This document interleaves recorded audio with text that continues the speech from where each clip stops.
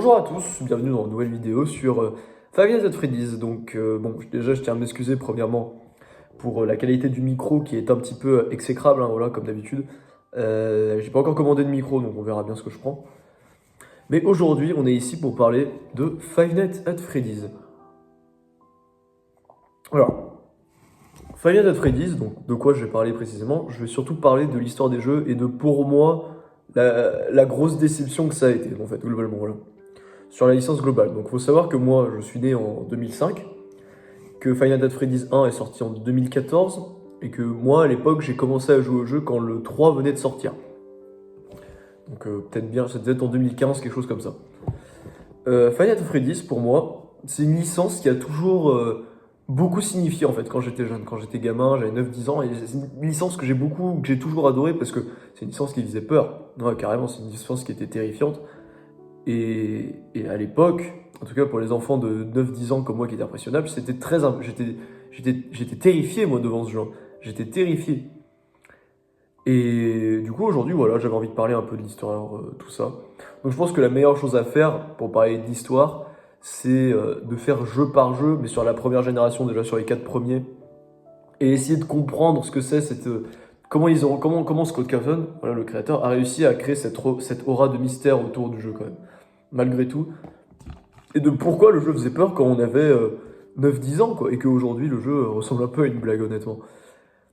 Et c'est parti, du coup. Pour commencer, on va parler de Five Nights at Freddy's 1. Donc Five Nights at Freddy's 1, en fait, c'est vrai que par rapport à l'histoire, la seule chose qu'on sait vraiment, c'est qu'il y a eu des meurtres. C'est la seule chose dont on est au courant. C'est qu'il y a un mec qui a tiré 5 enfants, 4 ou 5 enfants dans l'arrière-boutique de la pizzeria et qu'il les a tués et qu'il a potentiellement mis les cadavres dans des costumes. Mais déjà, ouais, rien que ça, rien que dit comme ça, c'est terrifiant. En vrai. Et je me dis, pour un enfant de 9 ans, je comprends déjà mieux pourquoi on avait peur. Parce que c'était pas dit explicitement dans le jeu non plus. Il y avait la morsure de 87, dont on parlait aussi vaguement. La morsure de 87. Euh, et surtout, oui, en fait, c'était des choses qui étaient pas dites. Et ça, vous allez voir, hein, de toute façon, dans la plupart des jeux Final Fantasy Freddy's, c'est comme ça. Il n'y a jamais de réponse claire et c'est toujours des induits, en fait. Il y a toujours des réponses induites. C'est-à-dire que c'est toujours mené à un endroit et c'est jamais. Ce que je veux dire par là, c'est qu'on te dira jamais vraiment, ouais, ce mec-là, il a tué avec ça, ça, ça et ça. Ce sera toujours déjà caché quelque part en easter egg. Et même dans les easter eggs, c'est jamais présenté comme tel, en fait. C'est toujours induit et c'est toujours toi qui finis par en déduire. Mais Final Fantasy Freddy's 1, même déjà l'idée de se défendre contre ces trucs avec des portes énormes, enfin voilà quoi. C'est. C'était- Moi, vraiment, pour moi, c'était celui qui me faisait plus peur, le premier. Ensuite, il y a eu Final Fantasy Freddy's 2. Donc, Final Fantasy Freddy's 2, c'est. Final Fantasy Freddy's 2, il n'y a pas eu grand chose de plus, hein, mis à part, on sait comment la marionnette est morte. Voilà, on sait comment la fille qui hante la marionnette est morte. Et sinon, bah, il y a des représentations en 8 bits des enfants, quoi. Mais sinon, enfin, pas de la mort des enfants, mais la représentation en 8 bits, oui, si, il y a quand même une différence. C'est qu'on voit le tueur. Cette fois, on voit le tueur, le Purple Guy qu'on l'appelait à l'époque. euh, on le voyait sur les mini-jeux. Et ça, c'est vrai que, en vrai, je pense que je sous-estime à fond le fait qu'on voyait sur les mini-jeux, parce que même sur les mini-jeux, il avait l'air mauvais, en fait. Je sais pas comment dire. Le fait qu'il soit violet, c'était peut-être le fait qu'il soit dans l'ombre, ou on sait pas trop, mais. Ouais, il y avait même ce côté un peu effrayant avec ce personnage aussi qui sortait de nulle part, puis surtout qui était immense. Enfin, il faisait la taille des robots, si je dis pas de conneries, dans le jeu, littéralement. Enfin bon. Donc, même dans les livres, hein, il me semble que c'est écrit qu'il est quelqu'un de très grand. Enfin, c'est pas la question là tout de suite maintenant. Mais déjà, voilà, on apprend, on a un peu une apparence du Purple Guy. Et ensuite, on a surtout mention du Fredbear Family Diner, si je dis pas de bêtises, dans la nuit 4 ou 5. Peut-être la 3 même, je sais pas. À un moment, je sais que le Phone Guy, peut-être même la 2, mais j'en sais rien. Je sais qu'à un moment, le Phone Guy mentionne le Fredbear Family Diner.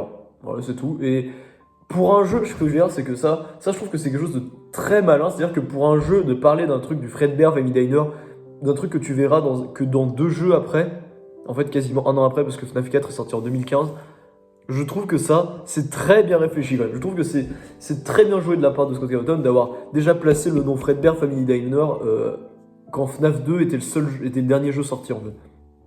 Parce que voilà, c'est ce que je disais, c'est que c'est que induit et tout. Et après, quand tu joues à FNAF 4 et que tu vois que c'est écrit Fredbear Family Diner, attendez, Final Fantasy Freddy's 2, what the fuck? En fait, ce qui est vraiment intéressant avec toute cette histoire de Final Freddy's, c'est que c'était une grande enquête. C'était une grande enquête entre nous tous, sur une communauté d'internet. C'était une grande enquête avec tout le monde qui essayait d'apporter son grain de sel pour essayer de comprendre, en fait, de comprendre comment ça s'est passé, ce qui s'est passé, ce qui a mené à la mort des enfants, ce qui a mené à ce mec, à cet homme qui est tombé dans la folie, ou voilà, ou voilà. C'est vraiment ça, quoi. Une grande enquête sur tout internet. Et donc du coup, pour parler ensuite de Final Fantasy Freddy's 3, donc Final Fantasy 3, c'est celui qui est le plus évident sur l'histoire, on va dire. C'est juste le tueur qui se fait piéger, qui meurt et ensuite qui revient à l'intérieur de son costume de lapin décrépit jaune. Et après, c'est à nous de le vaincre et à la fin, le restaurant brûle et il meurt avec. Voilà, normalement, il meurt avec. Et là, déjà, normalement, d'un point de vue série, il y a une conclusion déjà. Il y a le début, on sait qu'il y a des enfants qui sont morts. Il y a la suite, on sait que voilà, on sait que Final Fantasy Freddy's 2, c'est on apprend plus sur les morts et tout, etc. Et Final Freddy's 3, on sait comment le mec est mort, on sait qu'il est revenu, et surtout on sait maintenant que bah, c'est terminé en fait, il est mort pour toujours. Il a brûlé, voilà. Même s'il y avait toujours le doute, parce que si on se rappelle bien sur l'écran de fin avec le journal qui dit que ça a brûlé, si on augmente la luminosité énormément, on peut le voir un peu dans le noir, donc supposant qu'il était toujours vivant.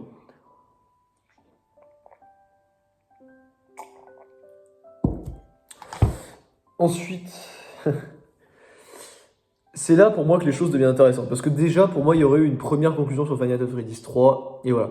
Sauf qu'il y a eu un Final Fantasy Freddy's 4, qui était censé être le dernier jeu à la base, voilà, qui était censé être le dernier Final Fantasy Freddy's.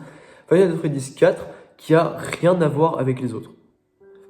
Mais absolument rien à voir. C'est-à-dire que là, on est sur un enfant, Fredbear Family Diner, qui se bat dans ses cauchemars, qui se bat dans ses cauchemars contre des versions horribles des robots.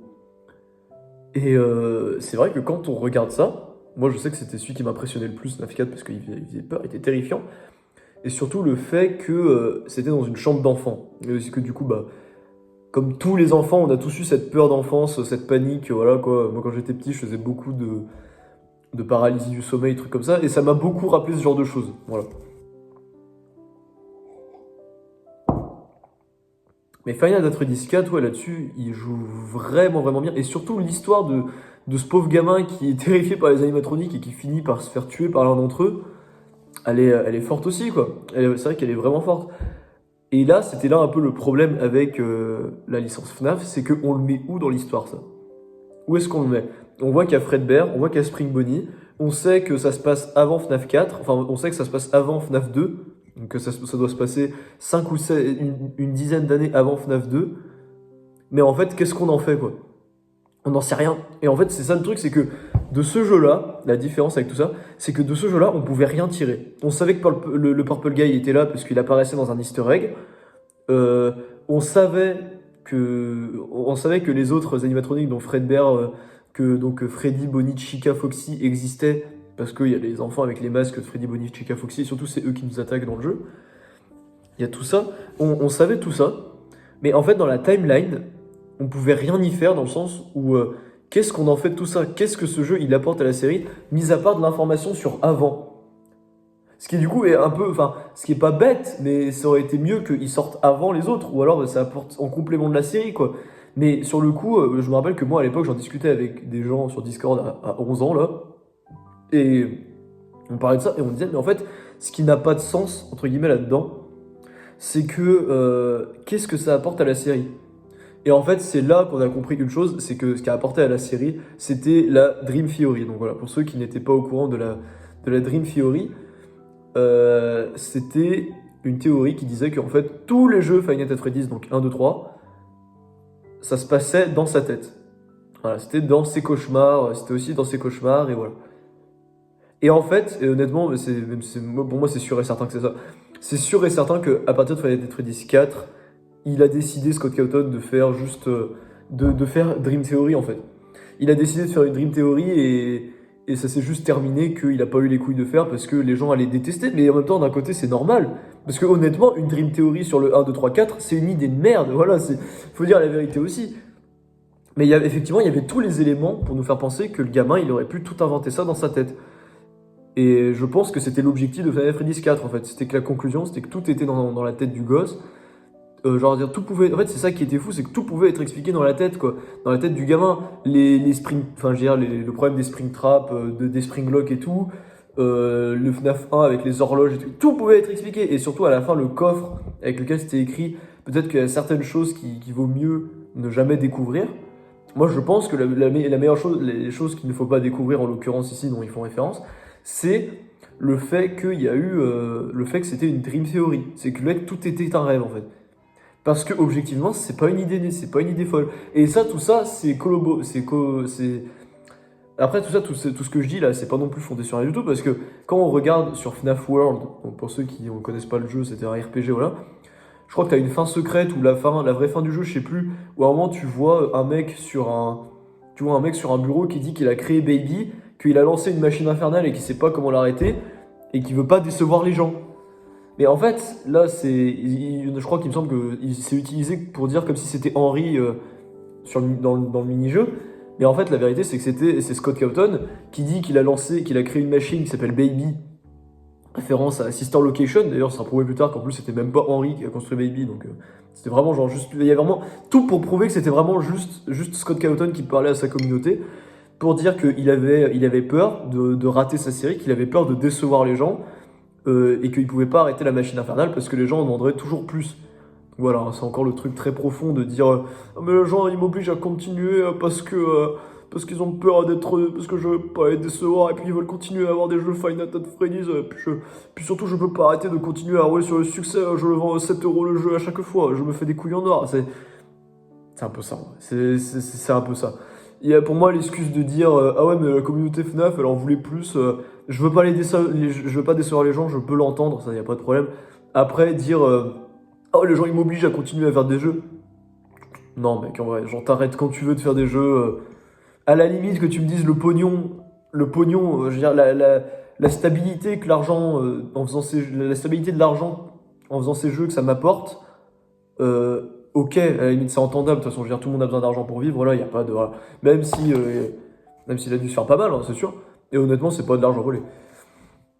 Mais ce que je veux dire par là, c'est que pour moi, à ce moment-là, il a un peu rejeté la faute sur les communautés en mode oui, mais les gens ils veulent que je continue à faire des jeux et tout, bah, alors qu'en vrai, t'arrêtes quand tu veux. Quoi. Y a pas de...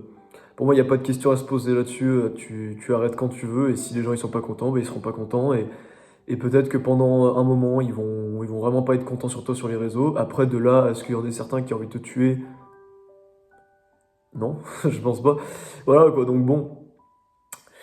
C'est ça quoi, c'est. Moi par rapport à ça, c'est un peu là où j'ai commencé à décrocher de Five Nights at Freddy's parce que je me suis dit putain, mais c'est vraiment du foutage de gueule quoi, en fait, à ce niveau-là.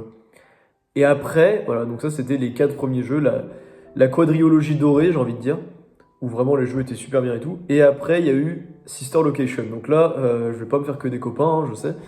Mais en vrai, Sister Location, objectivement, c'est il a pas l'ambiance des autres. C'est un bon jeu, c'est un bon jeu. Et honnêtement, je pense que Sister Location, c'est un de mes préférés, mais il a pas, force est de constater qu'il a pas l'ambiance des autres et qu'il part énormément en couille de l'histoire. Et il détruit toute l'histoire en fait. Parce qu'à partir de Sister Location, à partir de FNAF 4, en fait, c'est plus l'histoire des enfants morts, c'est l'histoire des Afton en fait. Voilà. Pour ceux qui savent pas, Afton, c'est le nom du coup du mec, du Purple Guy, c'est le nom de famille. Et en fait, ça se base après maintenant sur sa famille, sur sa vie de famille et tout. Enfin. Et en fait, après, voilà, quoi, dans l'histoire de la timeline, en fait, c'est là que ça devient bullshit, en fait. Avec la gamine, bon, la gamine qui se fait tuer par le robot encore et que toi, faut que t'ailles le sauver, la sauver, pourquoi pas. Que ensuite, le mec, il se retrouve dans les, je sais pas comment dire, que le robot, il se retrouve à l'intérieur de toi et ça expliquerait pourquoi le mec, il est de couleur violette. Ok, pourquoi pas non plus, voilà. Et puis en fait, t'apprends que tu joues Michael dans les 5 jeux. En fait, voilà, il y a eu le 5, 6, à partir de Final Fantasy Sister Location, en fait, l'histoire elle commence vraiment à partir en couille, en fait. Dans le sens où, à la base, c'est juste, une histoire d'esprit vengeur, en fait. D'esprit vengeur, d'esprit qui est plein de haine, de s'être fait assassiner, de s'être fait refuser la vie, en un sens, qui essaye de trouver qui essaie de trouver leur tueur, en fait. Et c'était le seul truc un peu paranormal, mais c'est ce qui rendait ça flippant, en fait. Et après, il y a eu Sister Location, où là, ça commençait à parler de machines à remnant, donc du coup, les âmes des enfants qui sont soudées aux machines et tout, etc., etc. Et là, en fait, tu regardes et tu te dis, mais qu'est-ce que c'est que ce bordel?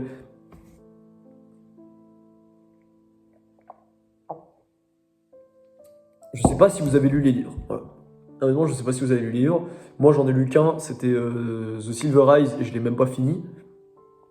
Parce que bon, je trouve que c'est pas. Voilà, enfin. Au-delà du fait que la version que j'ai eue, c'était une version traduite en français, et que du coup, bah, il y a certainement plein de métaphores et tout qui sont perdues dans la traduction. Au-delà du fait, je trouve que c'est vraiment pas très bien écrit. Hein. Ouais, c'est pas grave, hein. Je veux dire, il y a des gens. C'est pas grave, hein. Enfin. C'était son premier livre. Évidemment que ça allait pas être super bien écrit, voilà quoi. Euh, le truc avec The Silver Eyes et tout, enfin, et même les livres en général, donc après avoir lu des résumés des livres et tout, c'est que, en fait, c'est plus du paranormal, c'est de la magie, en fait, à un moment. C'est-à-dire que, et ce que j'aime pas du tout, c'est ce côté à être obligé de rationaliser absolument tout. Final Fantasy Freddy's 4, le fait que ça se passe dans les cauchemars d'un enfant, c'était une idée de génie. Moi, je le dis, je trouve que c'était une idée de génie de faire ça dans les cauchemars d'un enfant.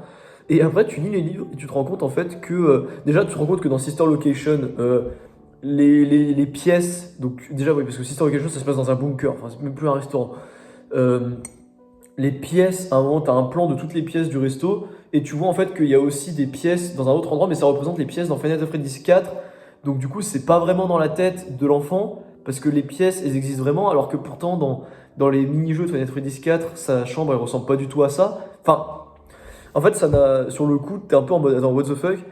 Et après, tu lis le livre et tu te rends compte en fait que William Afton a créé un gaz qui te fait voir des hallucinations, genre c'est le gaz de l'épouvantail dans Batman. Euh, et genre qu'avec des disques distordus ou je sais pas quoi, il te fait voir les hallucinations. Enfin, ça n'a aucun sens en fait. Et c'est complètement con. C'est complètement con. Pourquoi il a fait ça, monsieur Afton? Genre, en fait, au bout d'un moment, genre William Afton, ça se transforme juste en un mec qui fait des expériences. Et c'est une blague. À la fin, ça devient une blague, quoi. Il est passé du Springtrap, qui était un personnage qui était terrifiant. Moi, je me chiais dessus quand je le voyais, ce personnage. Et il est passé de ça à un mec qui faisait des expériences sur son fils et, et des robots qui kidnappent des enfants enfin ça n'a en fait c'est ça le truc, c'est que honnêtement ça part trop en couille et à la fin ça veut plus rien dire quoi, c'est juste ça veut plus rien dire l'histoire.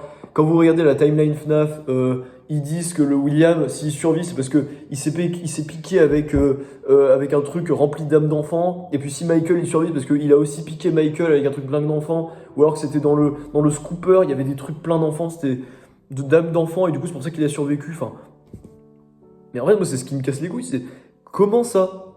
Comment ça, on essaie de rationaliser ça maintenant? Genre, je suis vraiment énervé premier degré là. Pourquoi on essaie de rationaliser ça? Le propre même de la série de base, le pitch même de la série, c'est il y a des enfants morts qui essaient de prendre leur revanche en contrôlant des animatroniques. Il n'y a pas besoin de rationalité en fait. Il n'y a pas besoin de dire oh bah il a survécu parce que il s'est piqué avec des enfants. Non, il y a pas besoin en fait de justifier le fait que même après s'être fait planter de partout dans le corps par son truc de Springtrap là, par son truc de Spring Bonnie, il n'y a aucune manière de. Il y a pas à justifier que William est vivant. Et personne n'a questionné ça d'ailleurs quand il y a Final Fantasy 3 qui est sorti. Parce qu'il y a plein de trucs logiques qui peuvent l'expliquer. On sait que les enfants, s'ils ont pris le contrôle des robots, c'était à cause de la haine. Enfin, on comprend que c'était à cause de la haine qu'ils avaient d'être morts. On peut en déduire la même chose de William. Avec la haine qu'il a eue de partir comme ça, il est jamais vraiment parti, c'est tout. Et de la même manière que, je sais pas, que Michael, la haine de s'être fait piéger par son... Voilà, même si Sister Location, on peut... Voilà, le fait que la haine qu'il a envers son père, voilà, la haine pure qu'il a envers son père, ça l'a empêché de mourir. Moi, honnêtement, voir les choses comme ça, pour moi, c'est pas un problème. C'est pas un problème du tout. Il n'y a pas besoin de justifier, de parler de Remnant, là, pour justifier tout et rien dans la série, et puis commencer à dire des trucs, enfin, commencer à dire nimp. Je sais pas, quoi. Ça n'a aucun sens, en fait. C'est surtout ça, le problème. Et puis, du coup, après, t'as Final Fantasy 6, qui est la conclusion logique. C'est la conclusion, c'est Final Fantasy 6. Où, à la fin, William Afton meurt, toutes les créations qu'ils ont faites, elles meurent aussi. Et d'ailleurs, enfin, d'ailleurs, on parle de ça, hein, mais faudra m'expliquer aussi du coup, l'utilité de créer des robots de Sister Location et tout, si c'est pour que l'épisode d'après, ils soient tous morts et qu'ils aient rien apporté en fait vraiment à la série et juste créer plus de robots. Le seul truc qu'a eu Sister Location, c'est de justifier la haine de Michael envers son père, haine qui aurait déjà dû être justifiée tellement longtemps avant parce que le mec, enfin, je sais pas, genre il s'est fait torturer par son père l'a jamais aimé et tout, enfin voilà quoi, on le sait dans les livres qu'il a jamais été aimé. Il devrait pas avoir un argument en plus pour pouvoir détruire son père, surtout qu'il sait que c'est un tueur, il sait que c'est un tueur en série, enfin, il le sait tout ça, il devrait pas avoir été découpé en morceaux puis recomposé pour se dire ah putain c'est vrai que c'est vraiment un connard papa. Vraiment Sister Location n'a eu aucun impact positif en fait. Voilà, et honnêtement je le dis, Sister Location ça n'a rien apporté.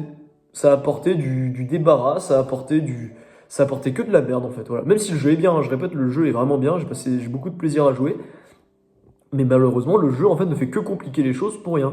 Ça aurait dû se finir sur Final Fantasy Freddy 6 avec William Afton qui a attiré. À la limite. Mais ouais, non, même pas. Ça aurait dû se finir avec Final Fantasy Freddy 3 en fait. Avec Final Fantasy Freddy 4 quoi. La conclusion de l'histoire ça aurait dû être dans le 3 et le 4 comme complément à la fin de savoir ce qui s'est passé avant quoi. Comme c'était prévu à la base. Comme c'était prévu à la base. Et c'est tout. Et moi ce qui m'énerve c'est que quand je vois Final Fantasy Freddy 6 qui est pas mauvais, hein, qui est pas mauvais, mais bon bah voilà quoi, tu changes pareil, tu justifies tout. Tu te mets les 46 robots, tu mets tout dans un endroit, tu fous le feu, bon voilà. Là au moins, il y a un effort, il y a un effort de fin, il y a un effort de conclusion où on se dit ok cette fois-ci, il n'y a plus de robots, il n'y a plus de méchants, il n'y a plus de gentils, Fredbear Entertainment c'est terminé pour toujours, on est sauvé quoi. Bah non, il y a eu Final Fantasy Freddy 7 entre temps, ils se sont dit bah c'est trop dommage, on va sortir l'épisode en VR, et au lieu de faire ce que n'importe quelle personne aurait fait, c'est-à-dire de mettre tous les jeux Final Fantasy Freddy en réalité virtuelle, sans créer plus d'histoire que ça, et étant juste en mode bah voilà, c'est Final Fantasy Freddy 2, c'est Final Fantasy Freddy VR, en mettant juste les 4 premiers jeux en VR, et à la limite mettre 2 ou 3 easter eggs pour te faire comprendre un peu plus sur, je sais pas moi, le jeu, comment, je sais pas moi, sur l'histoire peut-être, pour répondre à 2-3 petites questions, c'était tout. Bah non, il a fallu qu'ils justifient ça en disant qu'en fait, Springtrap, il est pas vraiment mort encore, et il est rentré dans le casque, et puis en fait, du coup, maintenant, il est dans le logiciel et tout,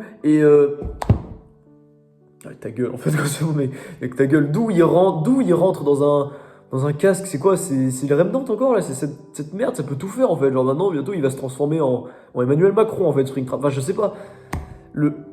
Je sais que, voilà, je sais que là, vraiment, je passe vraiment pour un gars je passe vraiment pour un hater, un gars qui a trop la haine et tout, mais en fait, c'est la vérité, en fait, à un moment, genre, qu'est-ce que c'est que ce bordel? Je sais pas. J'essaie juste de comprendre, moi. Enfin bon, il rentre dans les...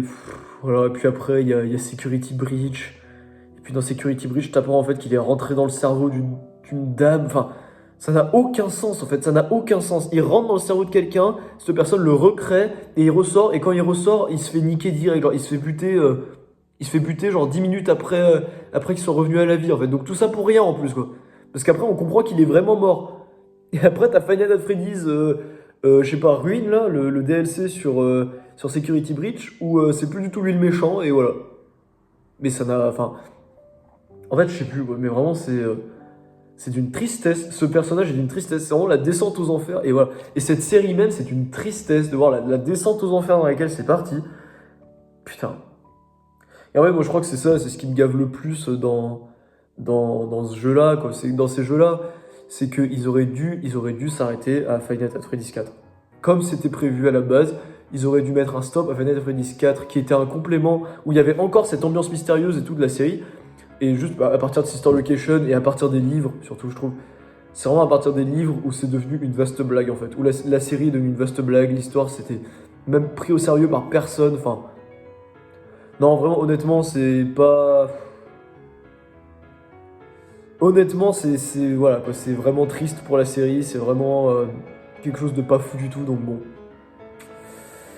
Voilà, hein, c'est la conclusion sur Final Fantasy Freddy's. Je tiens à dire que voilà, en conclusion, je dirais que bah, c'est très dommage, hein, parce que bah, encore une fois, moi voilà, je tiens à dire, encore une fois, c'est l'appel de l'argent, hein, c'est parce que t'as envie de faire plus de fric, parce que t'as envie de plus de réussite, de plus de pride, entre guillemets, parce que t'as cette fierté que t'as besoin de combler, voilà. Et bah du coup, tu fais plus de jeux, et puis à la fin, ça veut plus rien dire, et puis voilà, quoi. À la fin, ça veut rien dire. C'est vraiment la conclusion de Five Nights at Freddy's, c'est qu'à la fin, ça veut rien dire. Et tout ce que tu tires, c'est ouais, beaucoup de thunes, mais finalement une histoire qui est médiocre sur la fin, dans l'ensemble, qui est médiocre. Alors que pendant un temps, c'était un exemple de narration, quoi, voilà. Donc bon, bah, s'il y a un jour un voyageur temporel qui voit ça, s'il vous plaît, retournez dans le passé et je sais pas, genre, allez convaincre Scott Cawthon de jamais sortir Sister Location, faites un truc pour que la série Five Nights at Freddy's soit jamais salie, en fait, s'il vous plaît. En tout cas, merci beaucoup d'avoir suivi cette vidéo et on se retrouve pour la prochaine fois pour parler de je ne sais pas trop quoi. On verra bien. Bisous!